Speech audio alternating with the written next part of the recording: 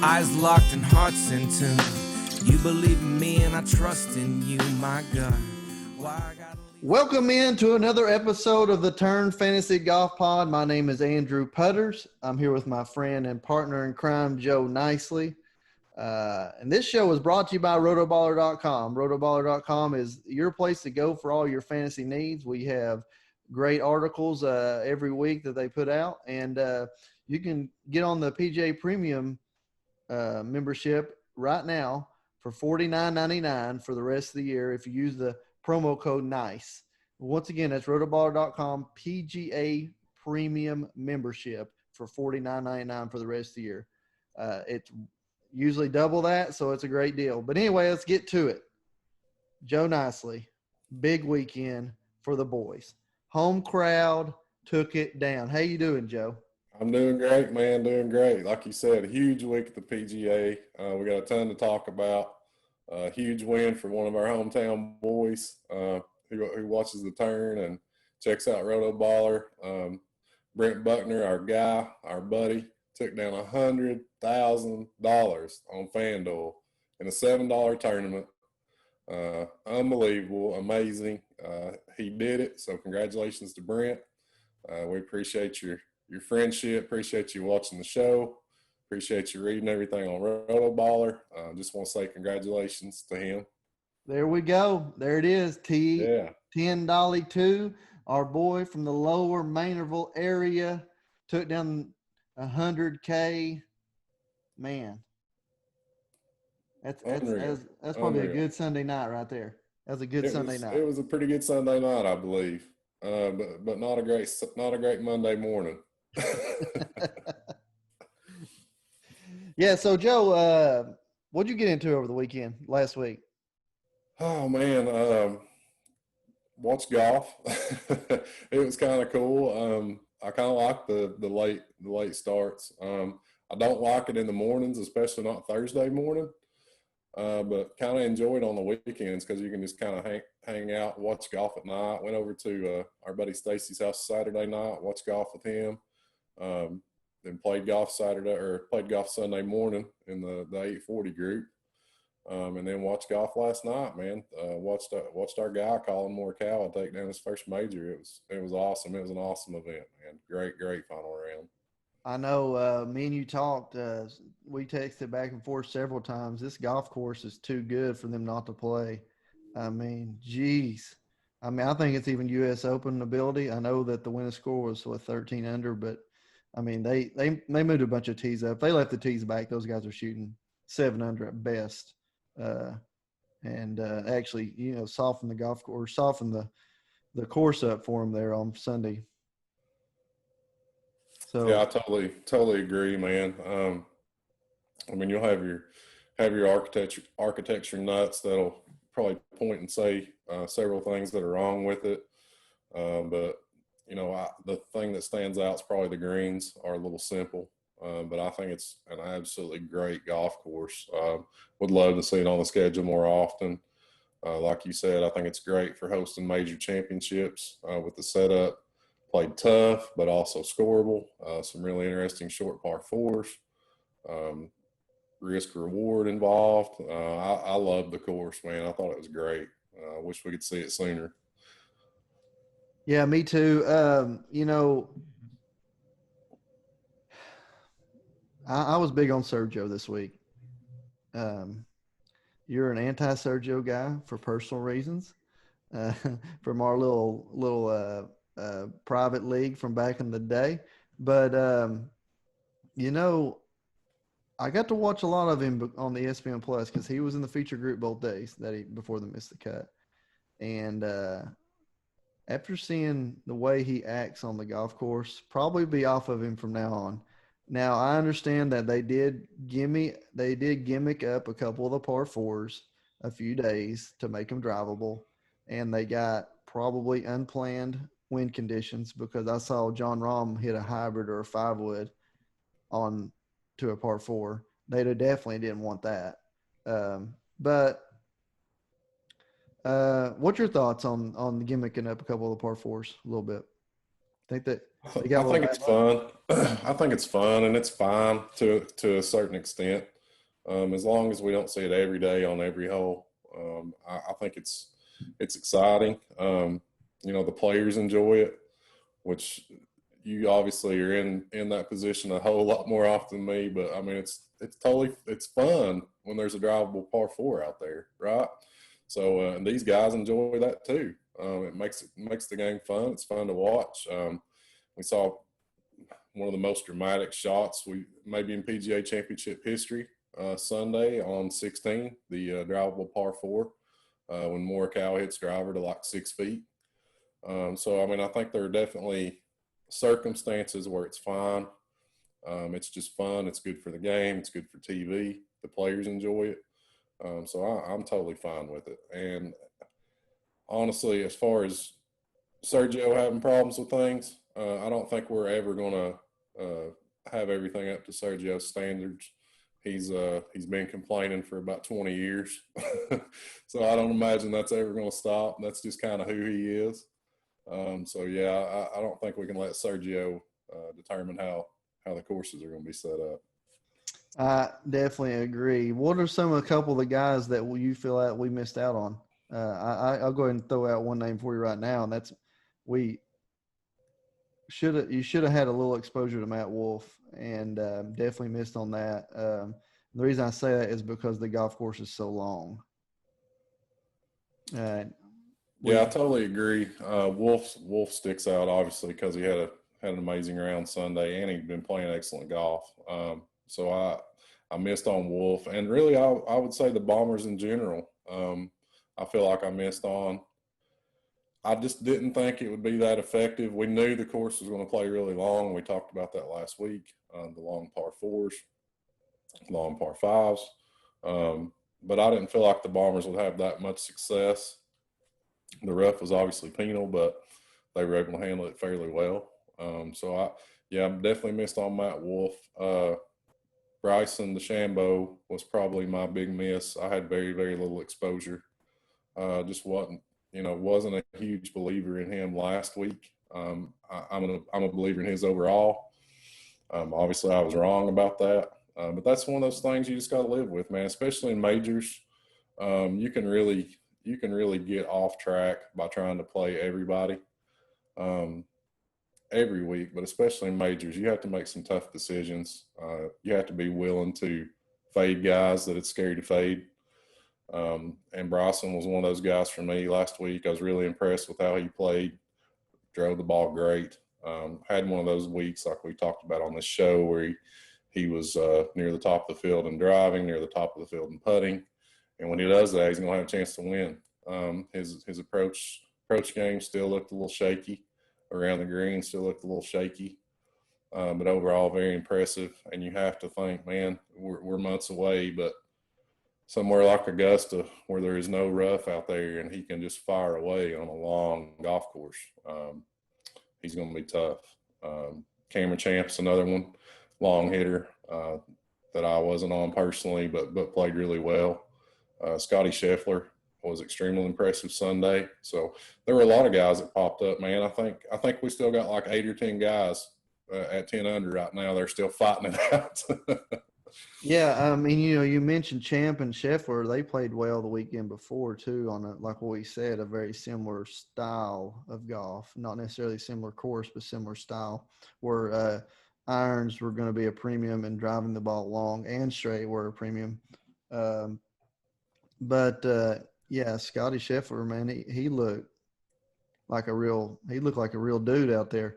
I definitely think he's 24. Morikawa's 23. Golf is in pretty good shape. I think DeChambeau's 26. So I mean, yeah, golf's in tremendous shape. Matt Wolff's 21. Yeah. So, I mean, it's really unbelievable the amount of young talent that's out there that's already contending for major championships. And just to circle back to Morikawa, 23 years old, won his first major. The guy is for real. I'm a huge believer, have been since day one. Was almost all in on him last week. Had him basically across the board.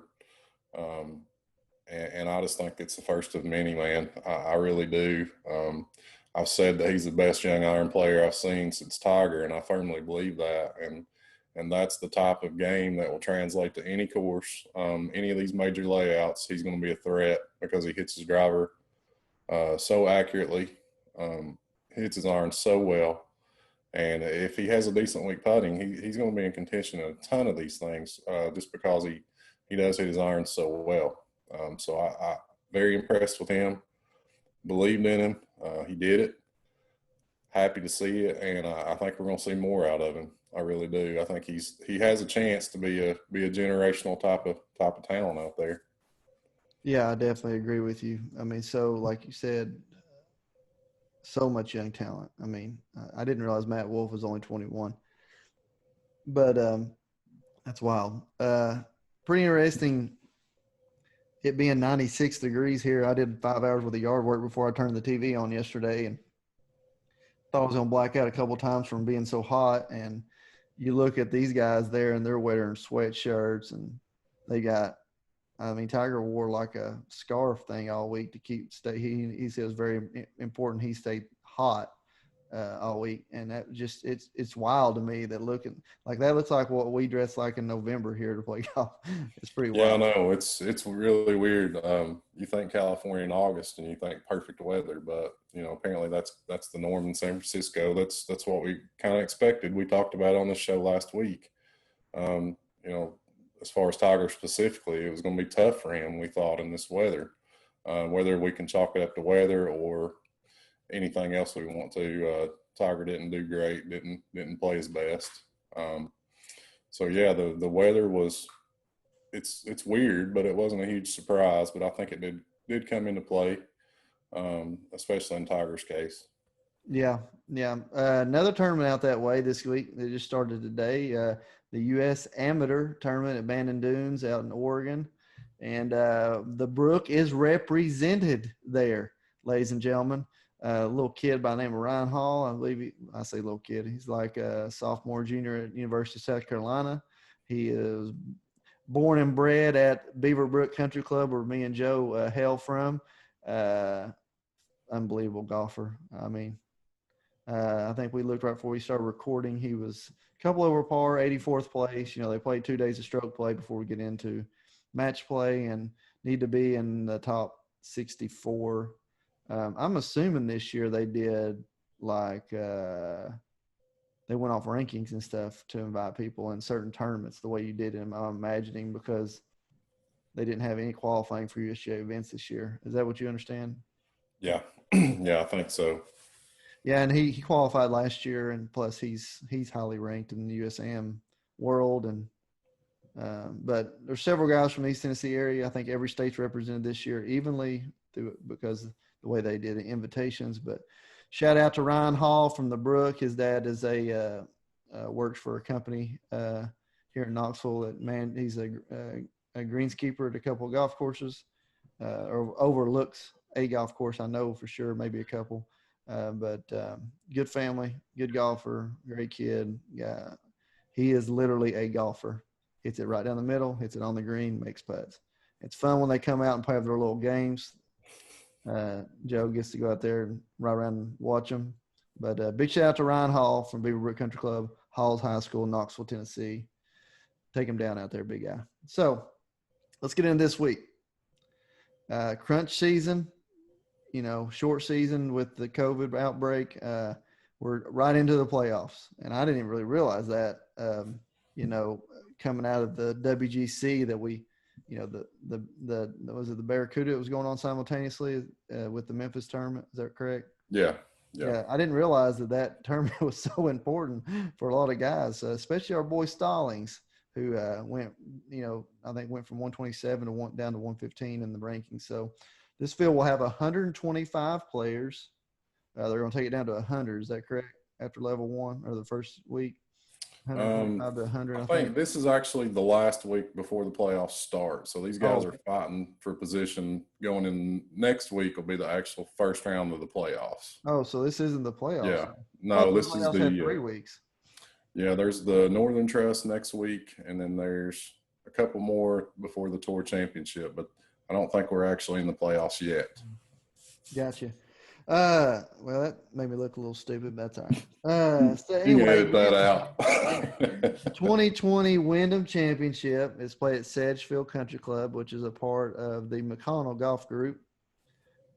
This place is located in Greensboro, North Carolina. It used to be, it's well known as the Greensboro Classic, is what it used to be called.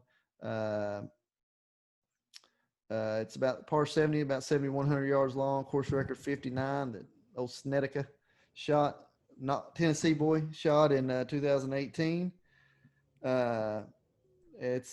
This is a typical what we're going to see with a Donald Ross golf course. Pin your ears back, and make a lot of birdies. And what you said, it's probably one of the easiest score. Always 20 under plus wins this. I didn't realize this. JT Poston, defending champion, 22 under last year, went bogey free. 72 holes, never happened before. What's your thoughts on the golf course, first of all, Joe?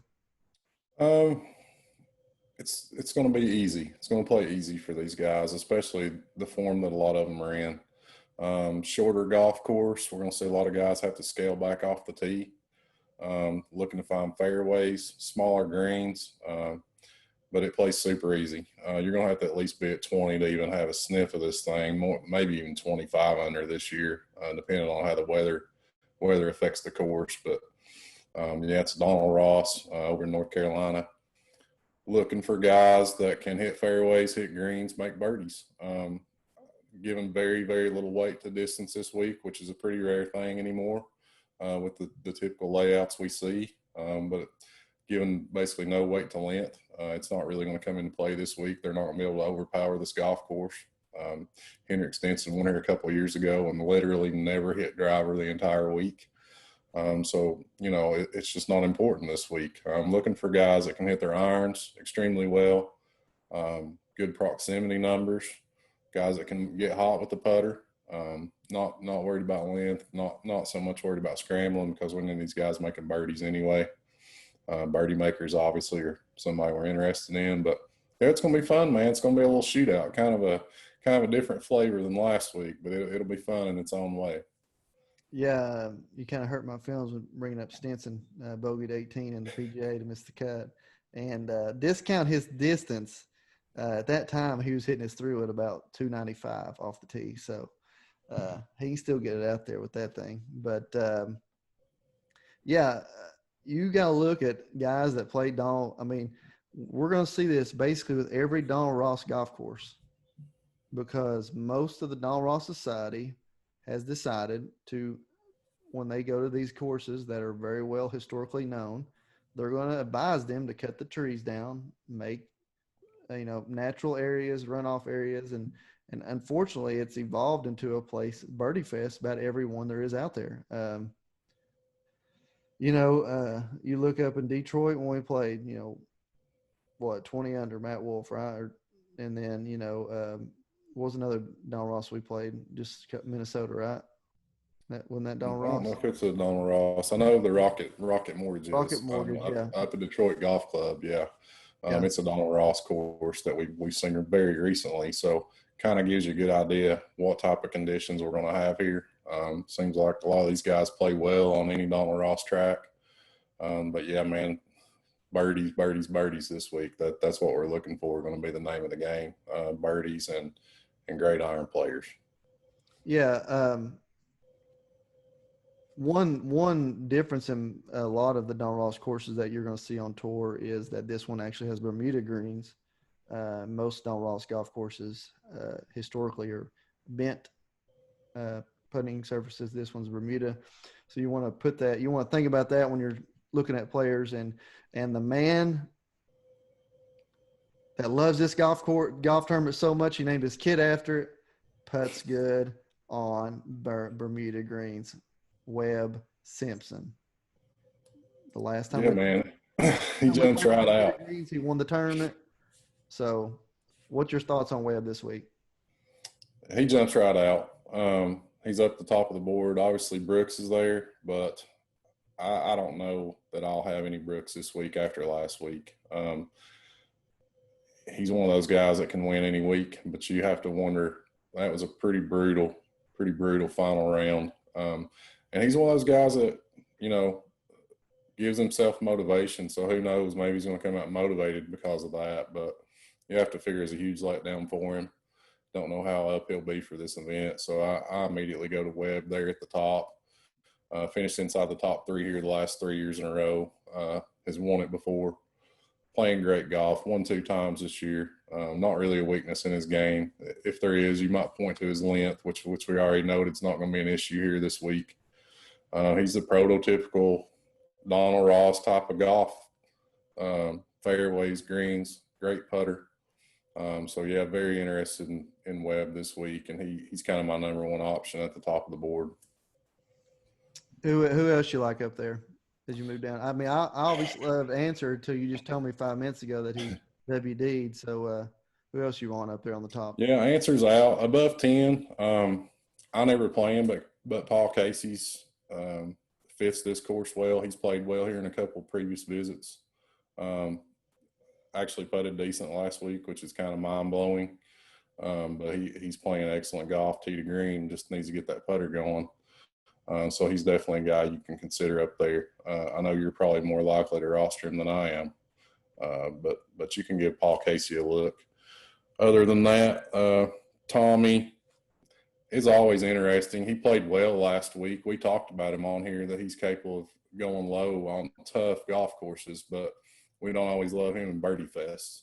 So I don't know that I'll be going back to Tommy last week, even though I liked him, or back to him this week, even though I liked him last week.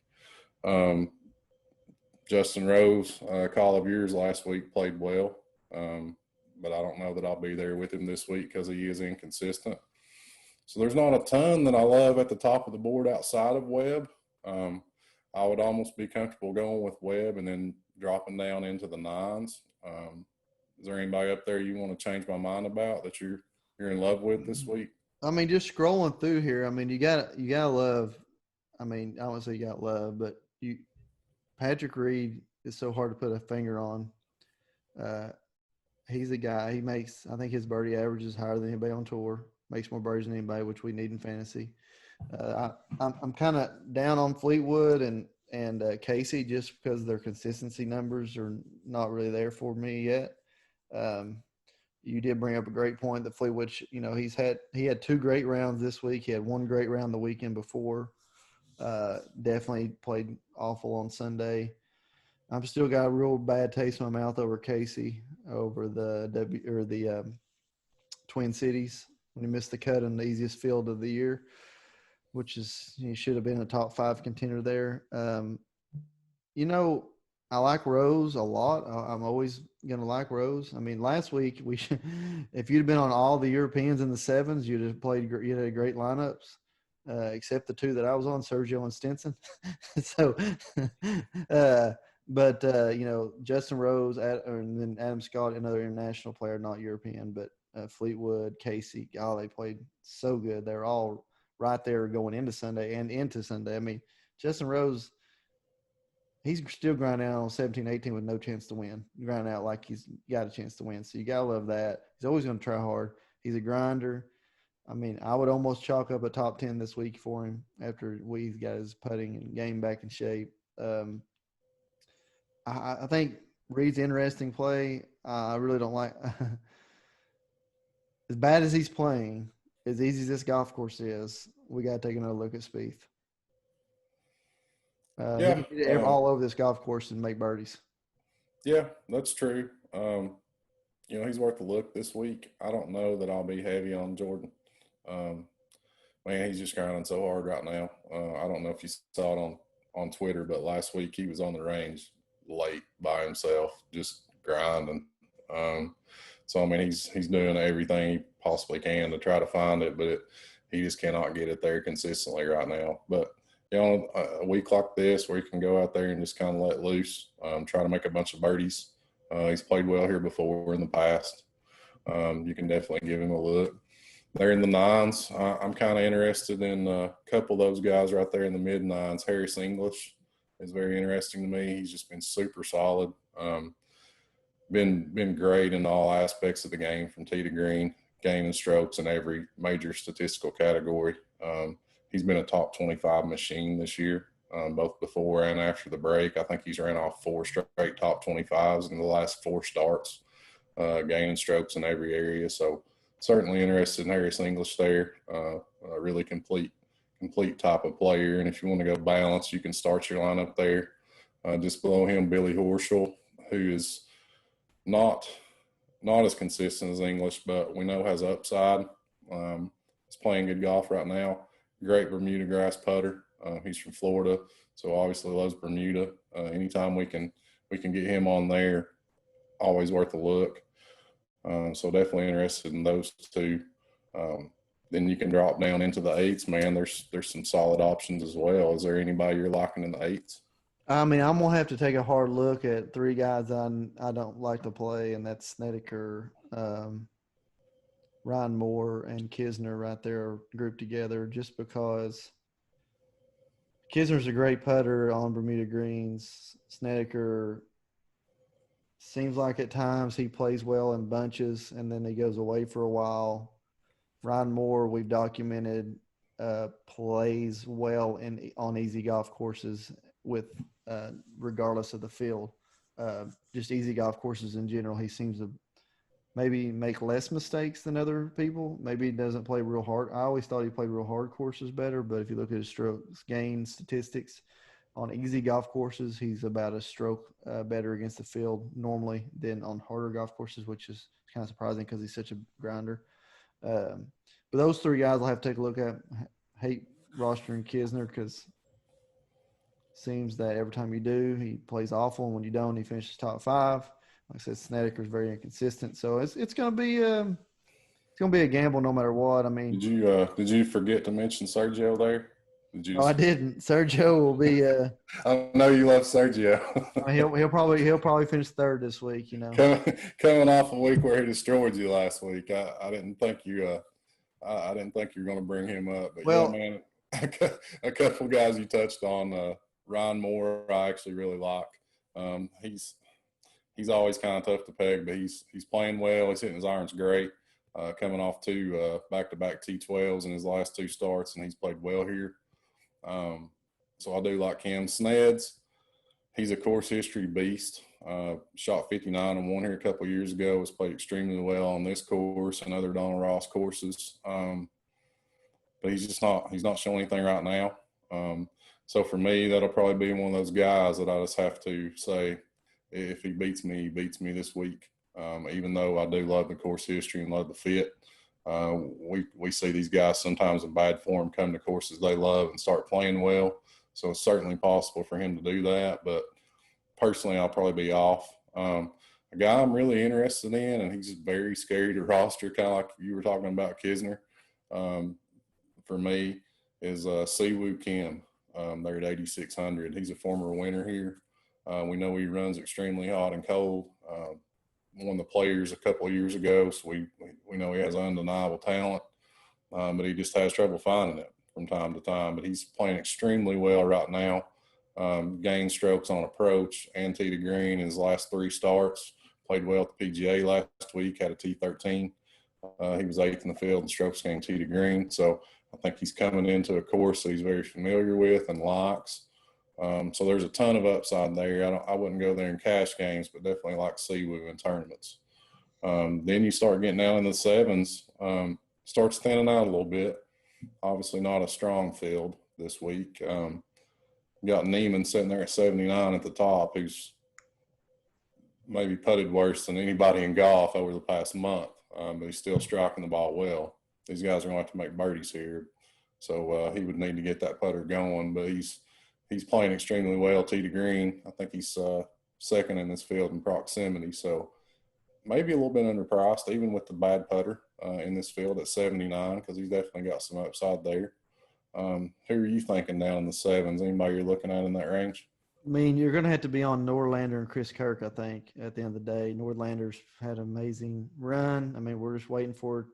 We're just going to have to ride him till he bucks you at this point, I believe. Chris Kirk, I'm still heavy on since, he had a win on the comeback on the Korn Ferry Tour. He's played well on his limited starts on the PGA Tour. However, he hasn't been able to capitalize moving up. I think maybe his best finish is maybe 21st or something in the 4 or 5 events since coming back from the break. But he's been right there, and he's easily made the cut. He's hit the ball well enough. He just can't make any putts. So I'm gonna be on Chris Kirk. I would say Henrik Norlander. Obviously, Stalling. You gotta have to play Stallings on a Donald Ross golf course every time, just because that's his comfort level. And we know, he's got a couple of top tens this year, so he's playing as well as can be expected, and especially at 7,100 is a pretty good buy. I got another name, but I'll save that one for my pick of the week. But I'm gonna be I can't do Rory Sabatini. Some of those other guys are just very inconsistent. I'm not a big Neiman fan like you are. Matty Wallace, can't do nothing with him. I like Varner. Who knows? Bisenhunt. Carolina guy. Yeah. Varner is. Patrick Rogers. I don't really like him at 7,700, but I do like him. Russell. Yeah, there's some name recognition there in those mid sevens. Guys we're very familiar with. JT Poston. We saw pop up a little bit last weekend. Won here last year. As you said, bogey free. So we're certainly familiar with him. Doc Redman, a player we've talked about a lot on this show since the restart. Great ball striker. Hadn't played well here, though. I noticed today he's had 2 starts here and missed the cut both times. So, maybe he can turn that around, but it seems like he would fit well here with his ball striking ability. Then you got some guys there. Maverick McNeely's a name we know that can make birdies. You mentioned Patrick Rogers. Although I kind of like him a little bit better on Baum and Goude's tracks.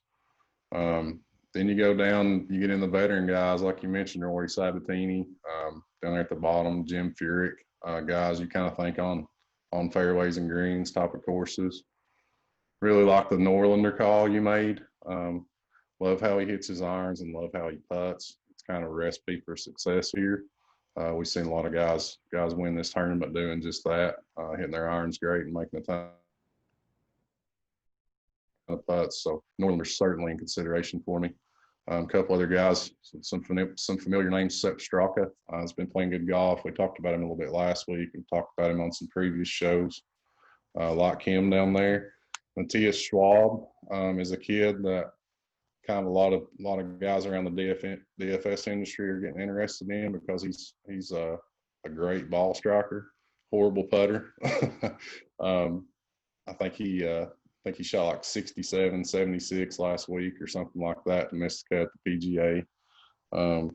Tom Lewis is another guy that broke my heart last week. He pulled a partial Keegan, great first round, ejected the second round to miss the cut, but he's a guy I wouldn't be scared to go back to here. Even though we did have a rough second round last week. That's about it in the sevens for me. It's one of those areas where there's not a ton of guys that you are knocking people over the roster because you feel so great about them. But there's some solid players in there, some names we're comfortable with, familiar with their games, guys we can go to. It's almost preference down in there. Nobody's sticking out from a statistical standpoint in a huge way. So, kind of look at course history, look for ball strikers, look for good iron players, that type of thing. And then you get down in the sixes, which kind of surprisingly, I think I like the six range better this week than I did last week at the major, which is really weird to say. I almost wish there were more up at the top of the board that I like this week, because it's one of those weeks where you can really stack a couple of elite guys, because there's some options down there below 7. Do you feel the same way this week, or is that just me? Well, first of all, I feel like I'm going to be on Will Gordon, even though he has basically screwed us the last 2 times we've put him out there on this podcast, missed cuts both times. But the guy's just got so much talent down there. He can win this tournament. Now, will he? We don't know, but he can with his game. Really, him and that Adam Schneck, is that how you say his name? That I only learned him from Adam Shank. Yeah, Adam Shank. Nice name. Adam Shank. The only way I actually found out about him was reading a Rotoballer article that your boy put out. a couple weeks Yeah, ago. Spencer's a big Adam Shank fan, Yeah, which he did well that week. He wrote him up. yeah, I'll probably be on him. Really, what's your thoughts on Aaron Wise? I know he's got a lot of game, hasn't really done much. Yeah, he's one of those guys. Just because it pops to mind, kind of like Siwoo. He's one of those guys that we know has tons of talent, can win, has won before on the PGA Tour, won a bunch in college at Oregon. I don't know that this is a great track for him. His strength is his ability off the tee. So I don't know that this course sets up super well for him, but he's certainly a talented guy. A player that really sticks out for me is maybe being even underpriced, especially with the caliber of this field. And seems like he would be a good fit here. He's made a couple cuts here the last 2 years. Is Denny McCarthy. Not a ton of results recently that blow you away, but he kind of popped out as being a guy that even this kind of weaker field is below 7K. Feels like a value down there. I don't know if you got a chance to look at him any, but I like Denny McCarthy this week, as I feel he's a great value play. Then you can move on down there. A guy that popped out at me with really solid course history and pretty solid form is Bryce Garnett down there at 67, who's played well here in the past. Has played pretty solid golf. He's missed some cuts since the restart in tough fields against really good players, but he's actually been good tee to green, and has nice course history. So he's a play down there that I feel good about going to. You like either one of those guys? I don't really. I mean, you're the stats guy, so you know more about these guys than they do.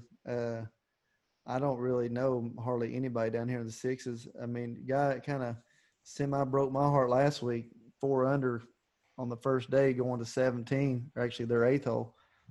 Went double finish. Little Scott Piercy action. You got to think in this field. You never know. I just don't know these guys down here. I can't believe that Kang's down there at 61, 6,200. I mean, I feel like he's a vet at this point. Yeah, I mean, you got some talent down here. You really do. That's what I said. I think there's some guys down here that I'm comfortable playing this week, maybe even more so than last week. A guy, it's been in several weeks, but we were on him big, kind of right after the restart, is Wesley Bryan, who's there at 6,600. He's not had a lot of starts lately, but this golf course should set up well for him. What he does, his game, we know he's not long off the tee. That's not needed this week. He can get his irons and putter going as well as anybody. He feels cheap at 66. And as a guy I wouldn't mind going to down there. Robbie Shelton is an explosive player. CT Pan, a former winner on the PGA Tour. Brian Stewart's a solid guy, just can go out there and grind it out on this type of golf course. So, I mean, I think there's several options down there. Like I said, I almost wish there was another player that I liked as much as Webb up at the top, and almost maybe stack 2 of those guys. But at least, I feel comfortable dipping down this week if needed. It's Monday. We're kind of just getting a look at the salary scale. So as the week goes on and I kind of play around with roster construction, I'll get into that a little bit more. But, there's at first glance anyway, there's definitely some things that I like down there this week. Some guys I would feel comfortable rostering. Yeah, I definitely agree, that there's a ton of guys that have top 10, top 5 potential there. You just don't know the consistency in there. Probably the 2 guys down in that range that I'm going to be even rostering more than any is going to be. I'm a big vet guy, even though I like Will Gordon. But Stuart Sinks with this field is probably the top 25 guy, 7,000. I don't know. What's your thoughts? Yeah, it's not a bad call at all, man. We've seen older guys play well here. I think Davis Love III won here. He was over 50, I believe, back in maybe 2015. I think that was his last win on the PGA Tour. But yeah, we definitely see veterans play well here. Sinks played some good golf actually since the restart. I know know he's kind of a favorite of yours, but I like the call this week with Sink.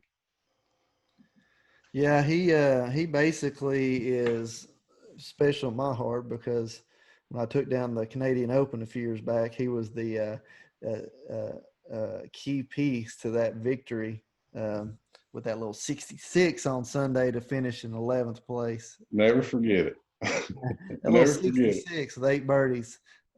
He was a key piece to that lineup. So he's always going to be special to me. So, and wrap up here, Joe. 2020 Wyndham Championship.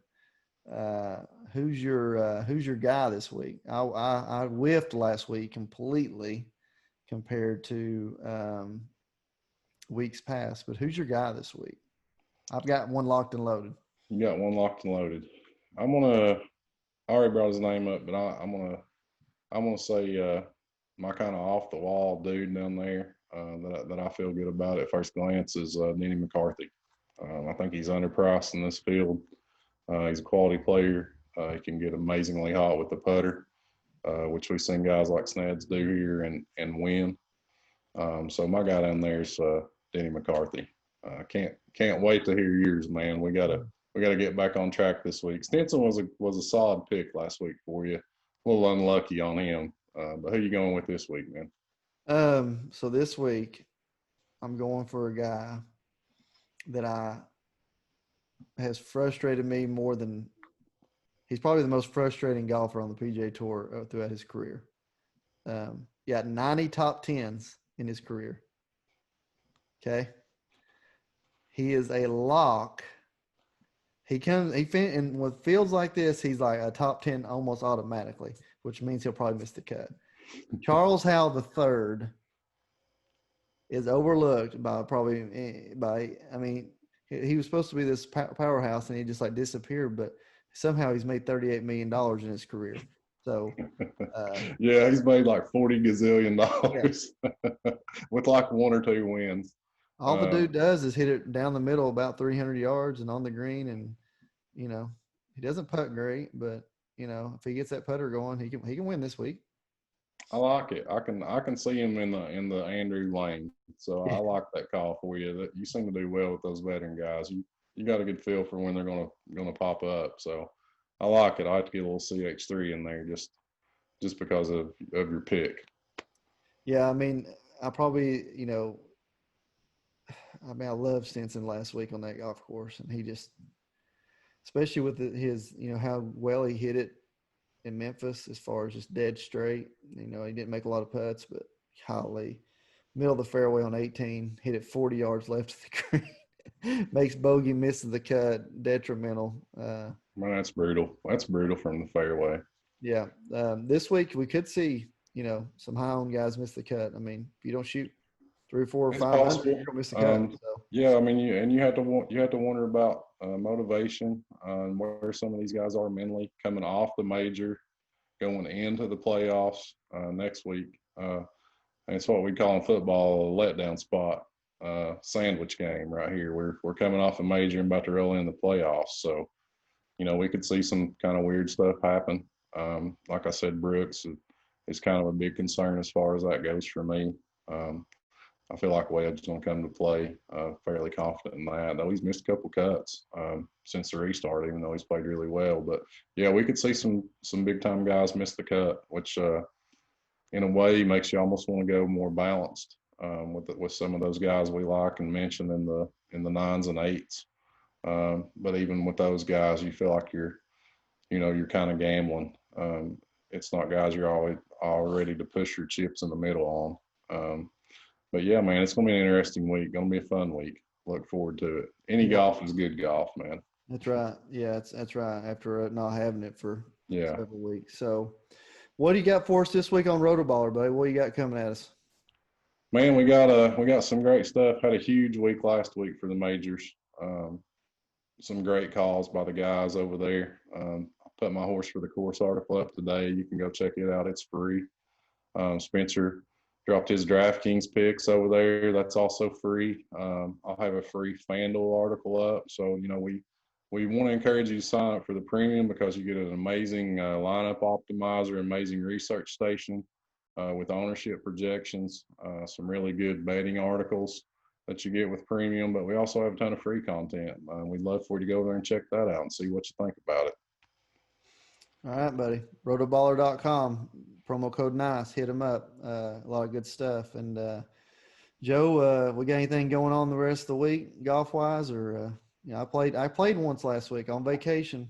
Hit up the Virginian Country Club, Bristol, Tennessee, folks. If you ever get in that area, you better play there. But you playing.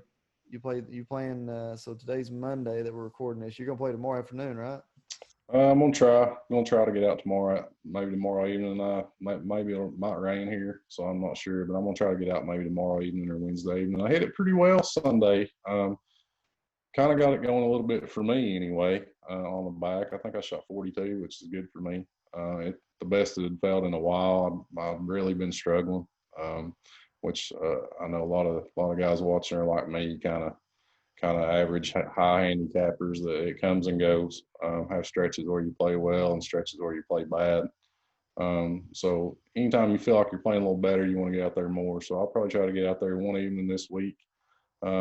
Hit the Maples 840 group up again Sunday morning. We played this past Sunday with your guys, Chase, Peyton.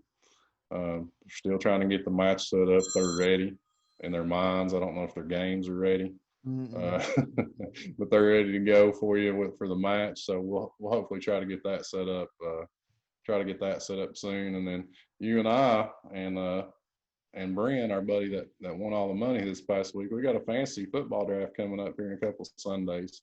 So we gotta start cramming for that. Yep.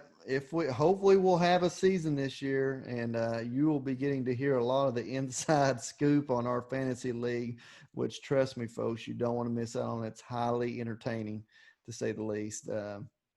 Highly entertaining group of guys. Bunch of just village idiots, what I call them. But yeah, we'll probably give you a little bit more than you want at times from them, but maybe even record a couple episodes about it. But yeah, I'm looking forward. Brent got the heater going when he won the fantasy league last year. He won the fantasy league last year, and he won about 200,000 cents. Yeah. It's probably harder to win our fantasy league than it is to win a multiplayer event on Draftkings. Too cutthroat, but it's too cutthroat. No, you're right, man. You're right. So, all right, man. Hope we have a good week, man. Let's pick up some golfers. Let's make some money, baby. It's winning season. Let's do it. Hashtag winning season. That's right. Hashtag winning season. We'll see you, buddy. You listen to the Turn Fantasy Golf Pod, brought to you by Rotoballer. Appreciate you guys. If I stop the boat, you're taking me down. When you let me go, just ask me.